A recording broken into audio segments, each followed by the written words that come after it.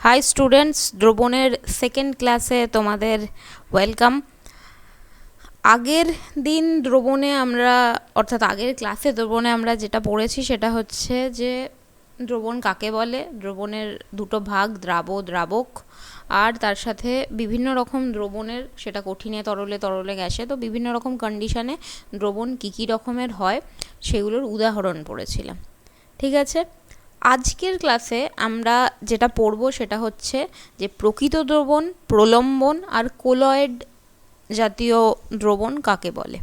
তবে তার আগে একটা জিনিস হচ্ছে, আগের দিন আমি একটু মিস করে গেছিলাম, সেটা হচ্ছে মাঝে মাঝে পরীক্ষায় প্রশ্ন আসে যে দ্রবণের বৈশিষ্ট্যগুলি লেখো, বা দ্রবণ বলতে মানে আমরা তো এমনিতে জানি যে দ্রবণ জিনিসটা কী, তো দ্রবণের একটা বৈশিষ্ট্য লিখতে বলতে পারে।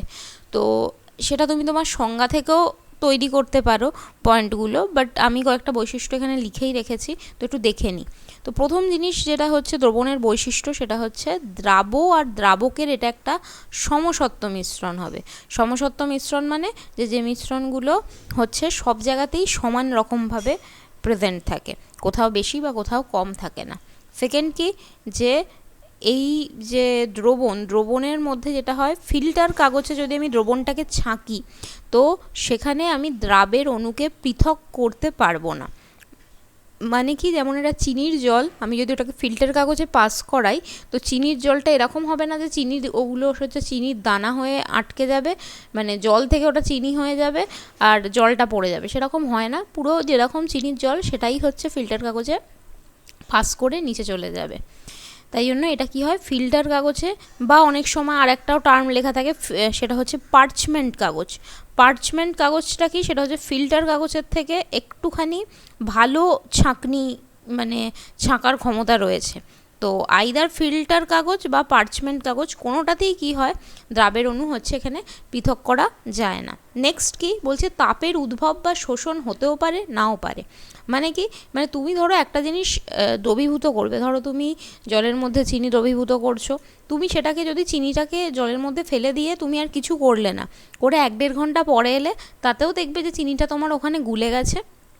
আবার তুমি চিনিটাকে জলের মধ্যে দিয়ে, যখন আমরা চা করি তখন কি করি, জলের মধ্যে চিনি দিয়ে একটুখানি ফোটাই, তো যখন ওটাকে তাপ দিই তখন কি হয়, সেই তাপটা শোষণ করে চিনিটা তাড়াতাড়ি গুলেও যেতে পারে। তো ওটাই বলছে যে তাপের উদ্ভব হতেও পারে, তাপ তৈরিও হতে পারে, আবার তাপ শোষণও হতেও পারে আবার নাও পারে। এটা কোনো মানে একদম যে হয় সেরকম নয়, বাট হতেও পারে।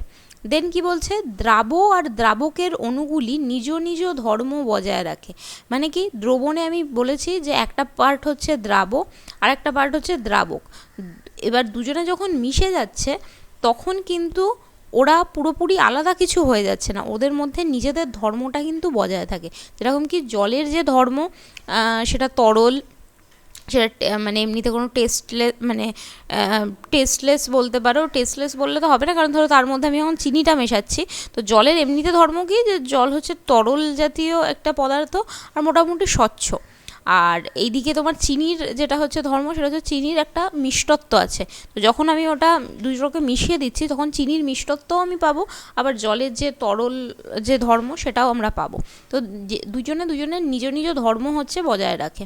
আর কি, যে দ্রাবের কণাগুলো কখনো হচ্ছে থিতিয়ে পড়ে না। দ্রাবের কণা মানে এই যে যখন আমার মানে গ্লাসের মধ্যে, তো আমার চিনির জল যখন মানে মেশানো হয়ে গেছে, একদম চিনি যখন জলীয় দ্রবণ হয়ে গেছে, তখন কি তুমি যদি এই গ্লাসটাকে রেখে দাও 10 মিনিট 15 মিনিট, এরকম হয় না যে সেইটা হচ্ছে আস্তে আস্তে চিনির কণাগুলো থিতিয়ে পড়ে, সেরকমটা হয় না। কিন্তু দেখবে তুমি যদি একটা জলের মধ্যে মাটি মেশাও বা চকের গুঁড়ো মেশাও, কিছুক্ষণ যদি রেখে দাও, দেখবে চকের গুঁড়ো বা মাটিটা হচ্ছে ক্রমশ থিতিয়ে পড়ছে। তো একটা প্রকৃত যে দ্রবণ, সেই ক্ষেত্রে এটা হয় যে কণাগুলো কখনোই থিতিয়ে পড়ে না। তো এই কটা হচ্ছে দ্রবণের বৈশিষ্ট্য। কখনো কখনো 2 নম্বরে চলে আসতে পারে যে দ্রবণের বৈশিষ্ট্য লেখো। এরপরে হচ্ছে আমরা আজকের যেটা হচ্ছে মেন জিনিস, সেটা হচ্ছে দ্রবণের টাইপ। তো চলো দ্রবণের টাইপগুলো একটুখানি দেখে নিই।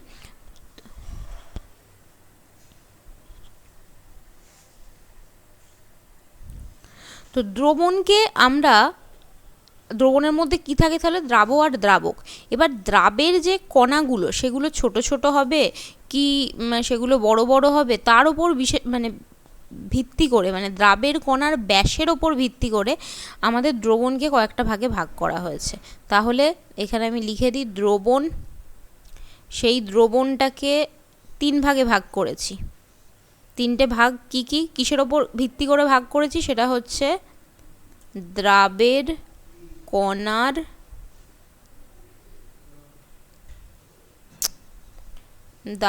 কণার ব্যাসের ওপর, ব্যাসের ভিত্তিতে। তো এই ভিত্তিতে আমি কি করেছি, দ্রবণকে ভাগ করেছি। দ্রবণকে কি ভাগে ভাগ করেছি? প্রথম জিনিসটা হচ্ছে প্রকৃত দ্রবণ, সেকেন্ড হচ্ছে কোলয়েড, থার্ড হচ্ছে প্রলম্বন। ঠিক আছে, বোঝাতে পারলাম? এবার আমরা আস্তে আস্তে কি করব, এই 3টের হচ্ছে বৈশিষ্ট্য কাকে বলে বা কিছু যদি টাইপ থেকে থাকে তো সেগুলো আমরা দেখব। তো 3টেকে আমরা কি করব, একটা চার্টের মধ্যে মানে অ্যাজ আ পার্থক্য করে কলাম করে আমরা একেবারে বুঝে নেব। ঠিক আছে, তো চলো একটা ফ্রেশ ইয়েতে আমি আসি। তাহলে প্রথম যেটা আমি লিখলাম সেটা হচ্ছে আমার প্রকৃত দ্রবণ, সেকেন্ড হচ্ছে আমার কোলয়েড, থার্ড হচ্ছে আমার প্রলম্বন। তো প্রকৃত দ্রবণ কাকে বলছি, তো আমরা এমনিতে নর্মাল যে দ্রবণ বুঝি সেটা অ্যাকচুয়ালি প্রকৃত দ্রবণ। তো প্রকৃত দ্রবণে কি হয়, যে দ্রাবের যে কণাগুলো, মানে ধরো যেই কণাটা মানে যেটা মানে কম পরিমাণে থাকে, সেই দ্রাবের কণাগুলো কি হয় হচ্ছে খুব ছোট ছোট হয়। কতটা ছোট হয় সেটা হচ্ছে প্রায় 10⁻⁻9 থেকে 10⁻⁻7 অবধি। বা খুব সোজা কথা, এটাকে তুমি আরও একটা ইয়েভাবে লিখতে পারো, দাঁড়াও 1 সেকেন্ড, সব থেকে বেস্ট হয় এটাকে লেখার জন্য যে এর যে মানটা সেটা কত হবে,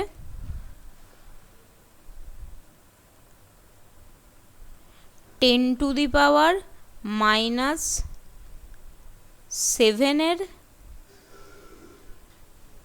থেকে ছোট।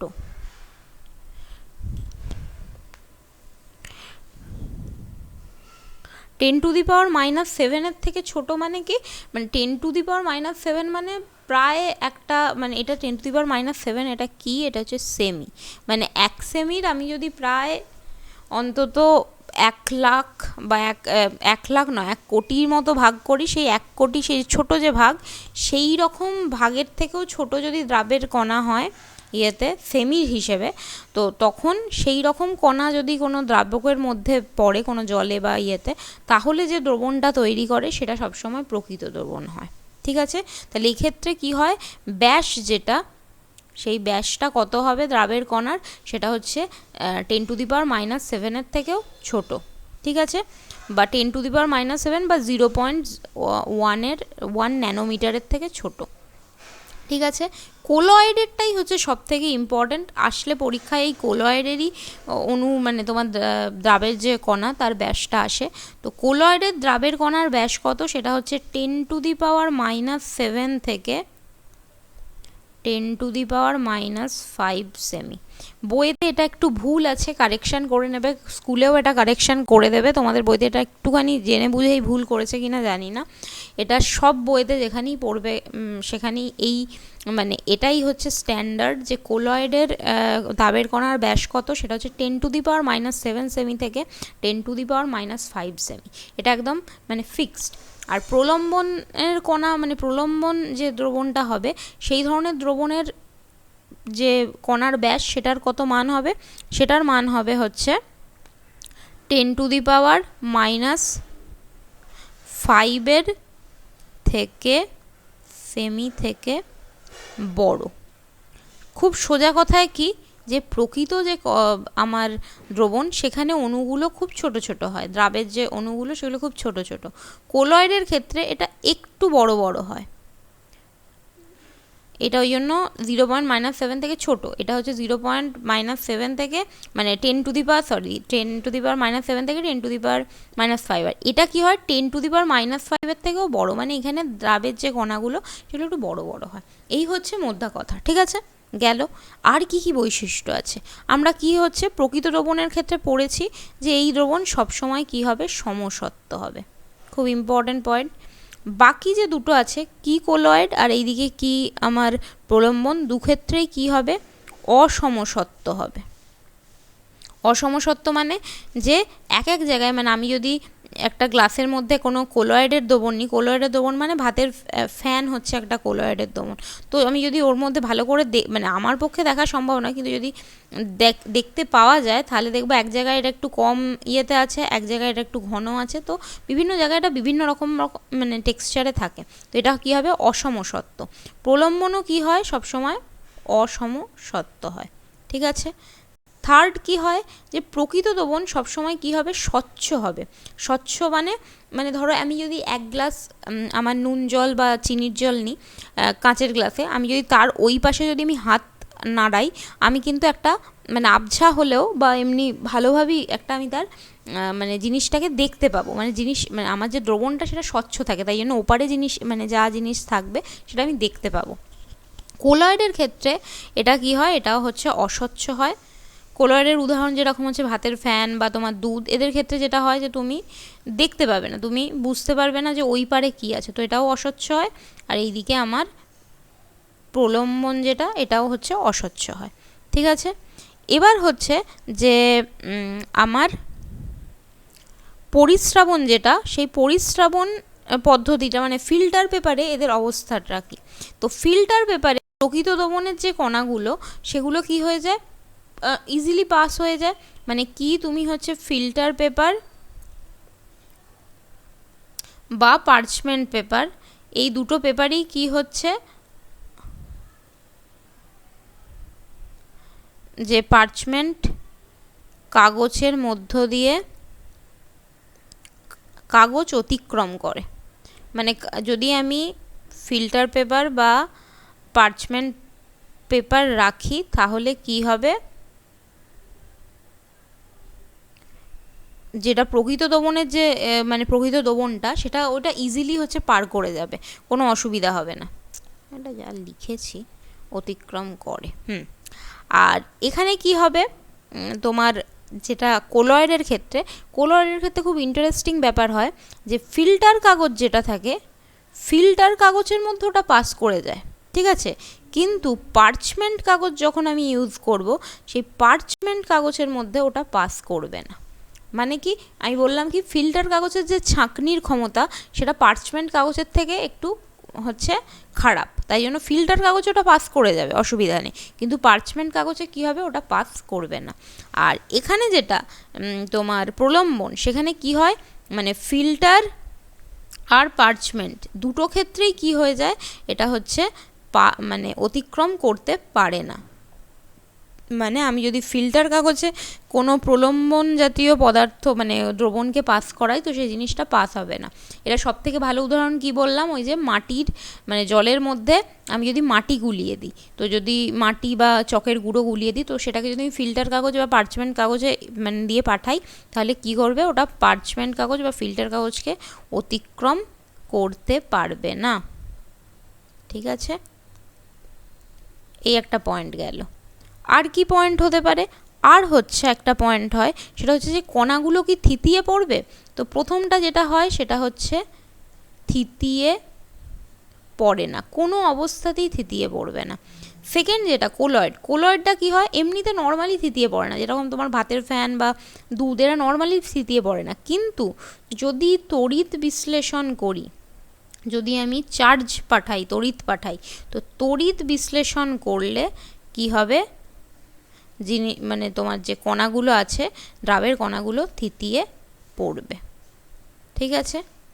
আর এমনি যেটা তোমার প্রলম্বন আছে, এটা তুমি এমনি যদি রেখে দাও, তুমি একটা মাটির যে মাটি গোলা জল, সেটাকে যদি এমনি রেখে দাও, সেটা কি করবে, সেটা নর্মালি হচ্ছে থিতিয়ে পড়বে, তাকে কোনো তড়িৎ বিশ্লেষণও করার দরকার নেই, কিছুই করার দরকার নেই, তো এটা হচ্ছে থিতিয়ে পড়বে, গেল। এরপরের যে পয়েন্ট একটা আছে, সেটা হচ্ছে, সেটা একটা ইম্পর্ট্যান্ট পয়েন্ট, সেটাকে বলে হচ্ছে টিন্ডাল এফেক্ট। জিনিসটা আগে মানে আগে আমি লিখে দিই, সেটা হচ্ছে যে প্রকৃত দ্রবণ যেটা, সেটা সেই টিন্ডাল এফেক্ট, টিন্ডাল এফেক্ট, অনেক জায়গায় টিন্ডাল প্রভাবও দেখতে পারো, একই জিনিস। টিন্ডাল এফেক্ট দেখা যায় না, এই দুটোতে কি হবে, দেখা যায়, আর এটাতেও হবে দেখা যায়। তো এবার ব্যাপার হচ্ছে এই টিন্ডাল এফেক্ট কি।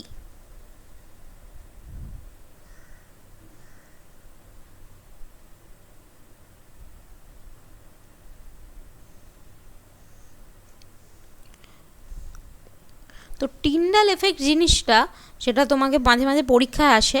এটা হচ্ছে কি, যদি আমি কোনো দ্রবণের মধ্যে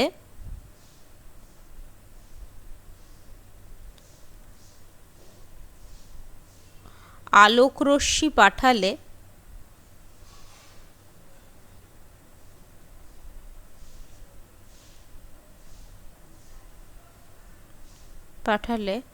তা দ্রাবের অণুতে ধাক্কা খেয়ে বিচ্ছুরিত হবে। এই ঘটনাকে হচ্ছে টিন্ডাল এফেক্ট বা টিন্ডাল প্রভাব বলে।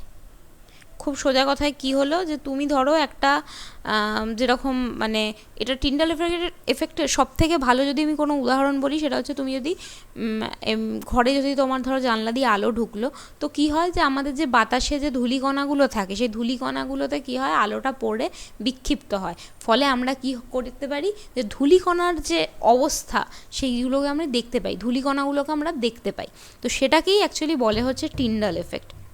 তো কিছু কিছু আমার হচ্ছে দ্রবণ আছে, যেরকম আমার হচ্ছে কোলয়েড দ্রবণ বা প্রলম্বন, যেখানে আমি যদি আলোকরশ্মি পাঠাতে পারি একটা টর্চ নিয়ে, বা আরও যদি আমার হাই ফ্রিকোয়েন্সির কোনো লাইট আছে সেটা নিয়ে যদি আমি ওটা পাঠাতে পারি, তাহলে যেটা দেখব যে ওই আলোটা বিচ্ছুরিত হবে। বিচ্ছুরিত কেন হবে, কারণ হচ্ছে ওর ভেতরে যে কণাগুলো আছে তবে তার মধ্যে হচ্ছে ধাক্কা খেয়ে জিনিসটা বিচ্ছুরিত হবে। তো এই যে বিচ্ছুরিত হলো, তো সেই বিচ্ছুরণের এখানে ধরো আমি একটা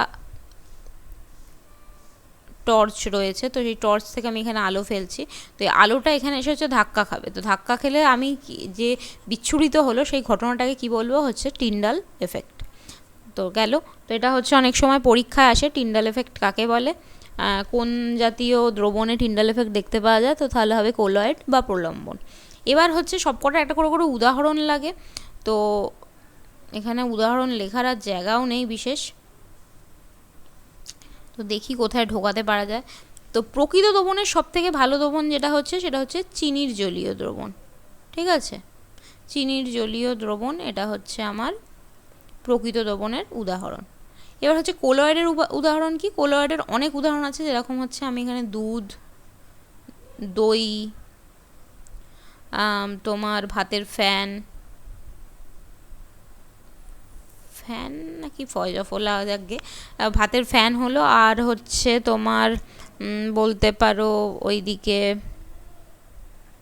হ্যাঁ আমাদের যেটা হচ্ছে বাতাস বা কুয়াশা, মেঘ, এগুলো সব হয়ে যাচ্ছে কোলয়েড।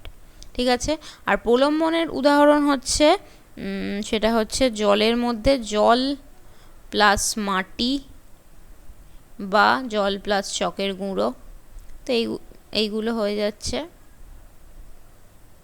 আমার প্রলম্বনের উদাহরণ। ওকে, বোঝাতে পারলাম।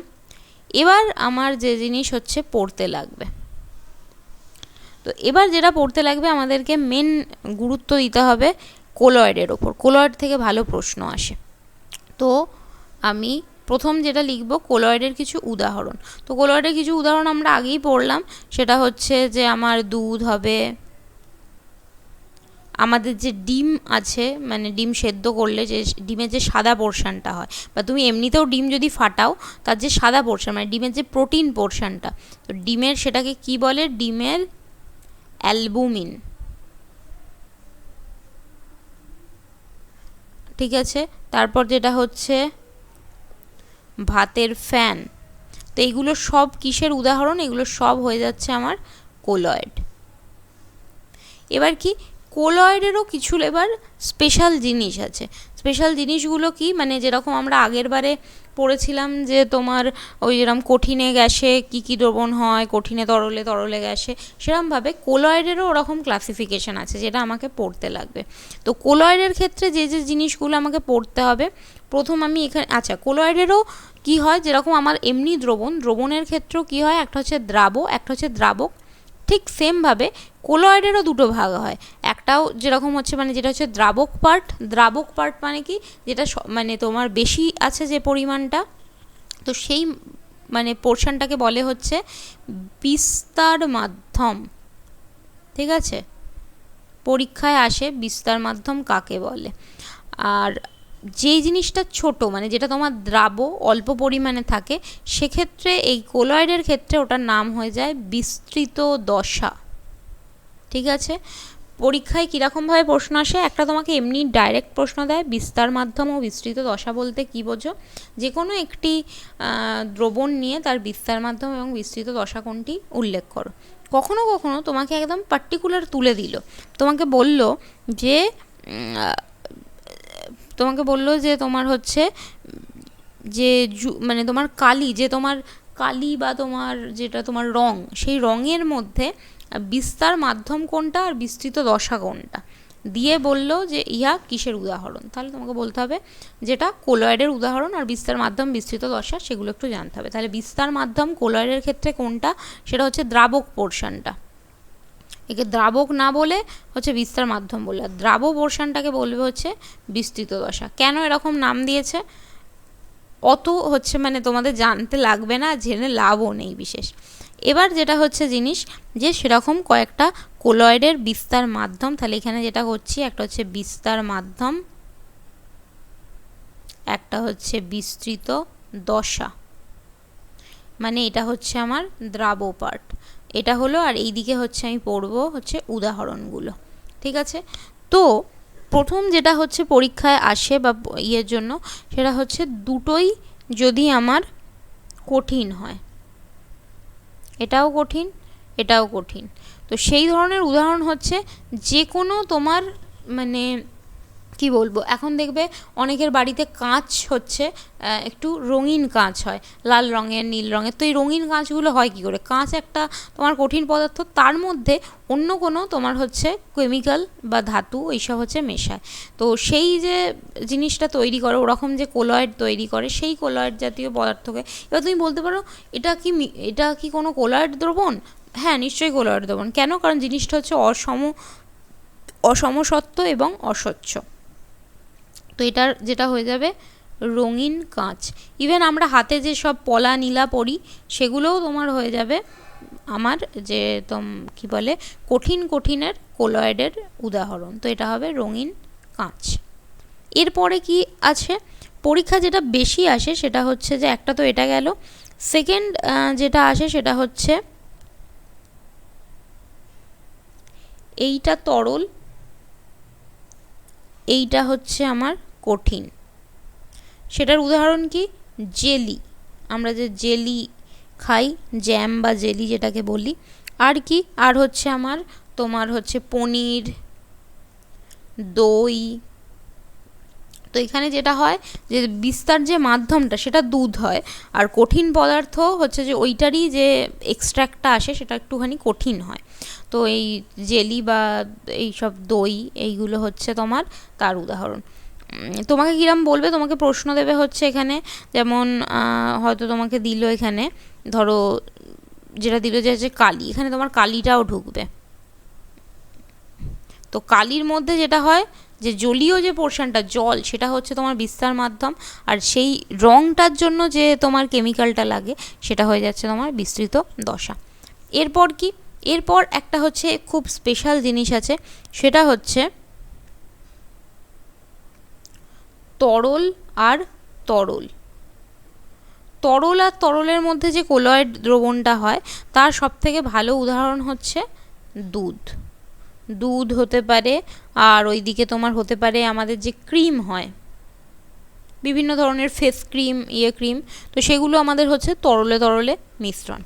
এখানে একটা তোমার হচ্ছে স্পেশাল কাইন্ড আছে যে জিনিসটা হচ্ছে পড়তে লাগবে। সেই স্পেশাল জিনিসটা কি, মানে এইটারই আন্ডারে ঢুকছে, সেটা হচ্ছে দুধ আর ক্রিমের ক্ষেত্রে জিনিসটা কি হয়, যে তরলে তরলেই মিশ্রণ হয়, কিন্তু মিশ্রণটা কি হয় যে অসমসত্ত্ব হচ্ছে, অস্বচ্ছ হচ্ছে। দুধের তুমি এপার থেকে ওপার দেখতে পাবে না, মানে এপার ওপার বলতে মানে আমি যদি 1 গ্লাস দুধ রাখি, আমি ওই পারে কি আছে জিনিস দেখতে পাবো না, ক্রিমও তাই।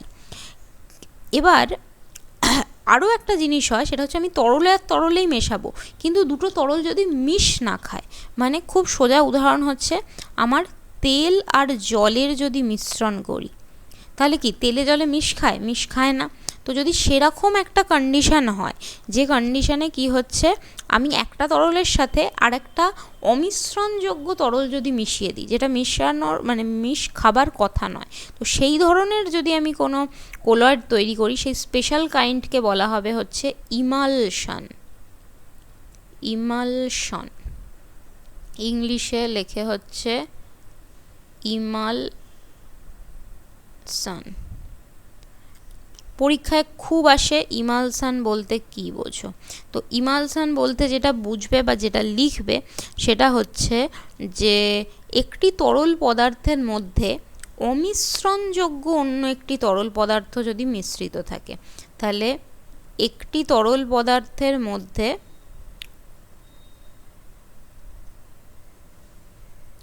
অমিশ্রণযোগ্য, এই কথাটাই হচ্ছে এখানে সব থেকে ইম্পর্টেন্ট কথা, মানে জিনিসটা মিশ খাবার কথা নয়, অমিশ্রণযোগ্য তরল মিশ্রিত যদি থাকে, মানে জোর করে মেশানো সোজা, তাহলে সেই ধরনের যে মানে কোলয়েড তৈরি হবে সেটাকে বলে ইমালশন। তাহলে কি ইমালশন এক ধরনের হচ্ছে কোলয়েড, ঠিক আছে? ইমালশন মানে আমি এটাকে ঘুরিয়ে বলতে পারি যে সব ইমালশনই কি হচ্ছে কোলয়েড, কিন্তু সব ধরনের কোলয়েডই ইমালশন নয়, কারণ সব ইমালশনই কি তোমার তরলে তরলে মিশ্রণ, যেটা মানে মিশ খাওয়ার কথা নয় সেরকম মিশ্রণ, যেটা অসমসত্ত্বই হয় সব সময়, তো সেটা কি হয়ে যাবে, সবটাই ইমালশনই কোলয়েড। কিন্তু সব কোলয়েড যেরকম রঙিন কাঁচ, জেলি, কালি, তো সেইগুলোর মধ্যে যেটা হয় সেটা হচ্ছে তরলে তরলে মিশ্রণ হচ্ছে না, তো তখন এটা হচ্ছে ইমালশন হবে না। তাই জন্য সব ইমালশনই হচ্ছে কোলয়েড, কিন্তু সব কোলয়েড ইমালশন নয়। পরীক্ষায় আসে না এটা খুব একটা, বাট ইমালশন কাকে বলে এটা কিন্তু পরীক্ষায় আসে। এটা গেল। এরপরে আবার একটা স্পেশাল জিনিস আছে, সেটাকে বলে হচ্ছে তোমার তরল আর গ্যাসীয়। তরল এইদিকে হচ্ছে গ্যাসীয়। খুব সোজা এবং ভালো উদাহরণ হচ্ছে সাবানের ফেনা।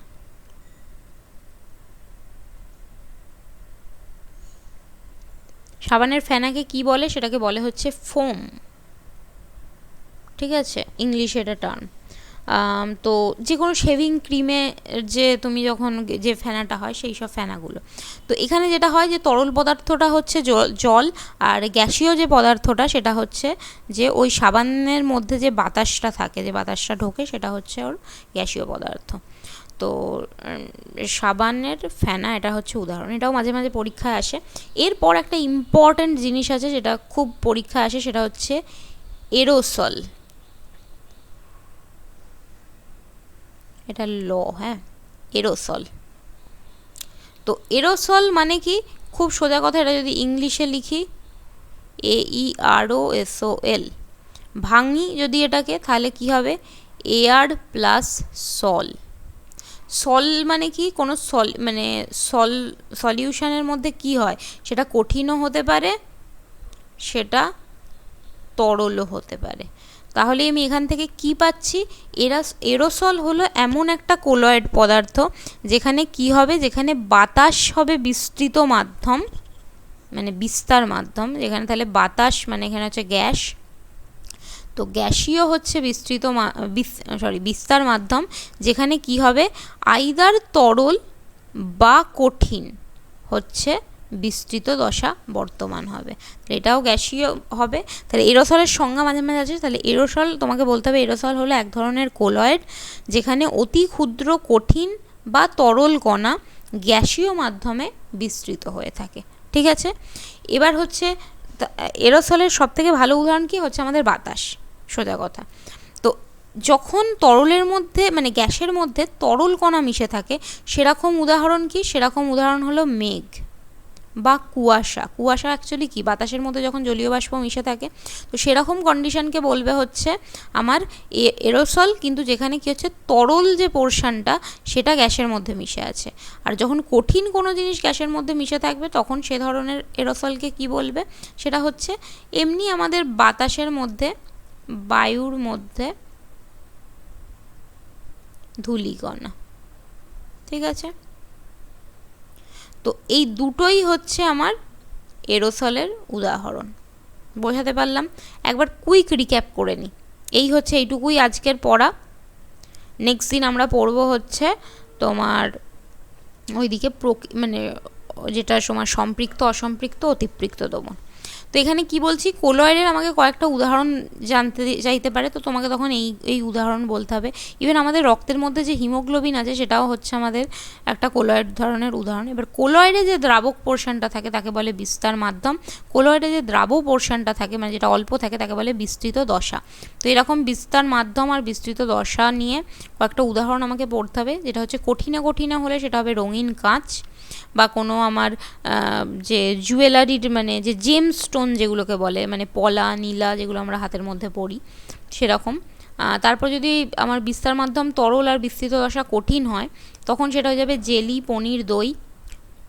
তরল একটা স্পেশাল জিনিস, এটাই সব থেকে পরীক্ষায় মানে ইম্পর্টেন্ট জিনিস। সেটা হচ্ছে কি, তরলের উদাহরণ হচ্ছে যেমন দুধ, ক্রিম।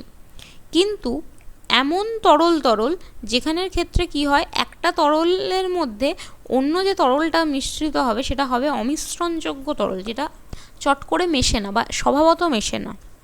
যেমন তেলের মধ্যে জল যদি মিশিয়ে আমি সেটাকে একটু ঝাঁকাই, দেখবো যে তেলের যে মানে ড্রপলেটটা, তেলের যে ইয়েটা, সেটা হচ্ছে অনেকগুলো ছোট ছোট ক্ষুদ্র ক্ষুদ্র কণায় ভেঙে গেছে, কিন্তু কোনোটাই মেশেনি জলে। তো এই তেল আর জলের যে মিশ্রণ, এটাকে কি বলে? এটার একটা স্পেশাল নাম দিয়েছে, সেটাকে বলছে ইমালশন। তারপরে কি, তরল আর গ্যাসীয়। তো তরল আর গ্যাসীয়র উদাহরণ হচ্ছে সাবানের ফেনা। আর এরপর একটা স্পেশাল জিনিস, সেটাকে বলা হয় হচ্ছে এরোসল।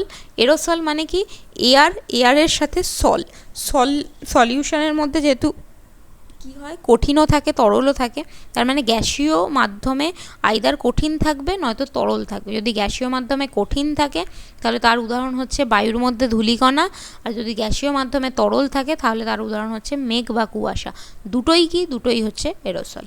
ওকে, তো এখান থেকে এই হচ্ছে জিনিস। দ্রবণের এই দুটো ক্লাসে আমরা যা পড়লাম সেগুলো হচ্ছে পুরো শর্ট কোয়েশ্চেনের একটা ভান্ডার। মানে এখান থেকে সব কিছু শর্ট কোয়েশ্চেনের জন্য প্রশ্ন আসতে পারে। এরকম ছোট ছোট জিনিস হচ্ছে তুলে পরীক্ষায় প্রশ্ন দেবে। খুব বেস্ট হয় এই চ্যাপ্টারটা একটুখানি পড়ে তারপরে যদি তোমরা কোয়েশ্চেন ব্যাংক থেকে বা প্রশ্ন বিচিত্রা থেকে একটু কোয়েশ্চেনগুলো দেখতে পারো, দেখে প্র্যাকটিস করতে পারো, তাহলে খুব আইডিয়া হয়ে যাবে। ওকে, থ্যাংক ইউ।